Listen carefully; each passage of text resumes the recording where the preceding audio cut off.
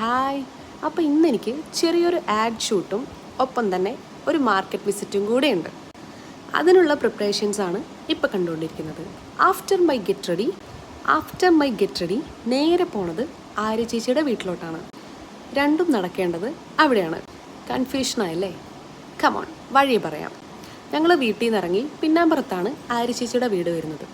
ഇച്ചിരി ബുദ്ധിമുട്ടിയാണെങ്കിലും ശുഭകരമായി ഞങ്ങളവിടെ എത്തിച്ചേർന്നു. അപ്പോൾ ഈ കാണുന്നതാണ് ആര്യ ചേച്ചിയുടെ വീട്.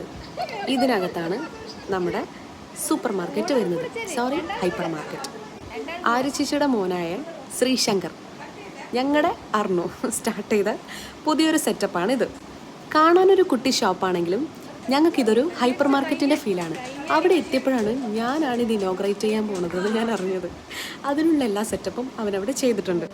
ആ ഒരു കുഞ്ഞു സെറ്റപ്പിൽ ഒരുപാട് സാധനങ്ങൾ അവൻ അറേഞ്ച് ചെയ്തിട്ടുണ്ട്. ബുക്സ്, പീനട്ട്, ഗ്രീൻ പീസ്, വാളംപുളി, മഞ്ഞപ്പൊടി.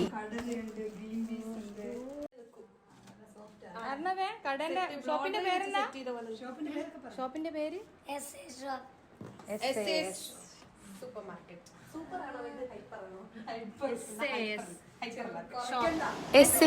ഷോപ്പ്. ഒരു ബൂസ്റ്റും ഒരു ഹോർലിക്സും. മാർക്കറ്റിൽ പോയ സ്ഥിതിക്ക് എന്തായാലും സാധനം വാങ്ങിക്കണമല്ലോ. അങ്ങനെ ഒരു ബൂസ്റ്റും ഒരു ഹോർലിക്സും ഞാനങ്ങ് മേടിച്ചു.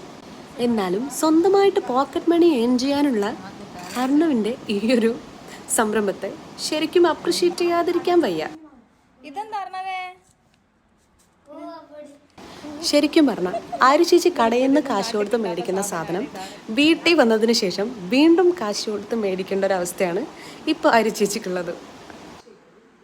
അപ്പോൾ ഇനോഗ്രേഷന് ശേഷം എൻ്റെ ആഡ് ഷൂട്ടും കഴിഞ്ഞ് ഞങ്ങൾ അവിടുന്ന് പതിയെ ബൈ പറഞ്ഞിറങ്ങി. ഞങ്ങളുടെ അർണുവിൻ്റെ SAS ഷോപ്പ് എങ്ങനെയുണ്ടെന്ന് കമൻറ്റ് ബിലോ. അവൻ്റെ SAS ഷോപ്പിലേക്ക് നിങ്ങളുടെ എല്ലാവരും ഇൻവൈറ്റ് ചെയ്യുന്നതാണ് അടുത്തത്. എല്ലാവരും വരണം. ബൈ. ഇനി എപ്പോഴാ കട ക്ലോസ് ചെയ്യാനാ? 10 മണി വരെ ഉണ്ട് അല്ലേ? അപ്പോൾ ഇന്നത്തെ എൻ്റെ വ്ളോഗ് ഇത്രേ ഉള്ളൂ. വീഡിയോ ഇഷ്ടമായ തീർച്ചയായും ലൈക്ക് ചെയ്യുക, സബ്സ്ക്രൈബ് ചെയ്യാം. Tata, bye bye.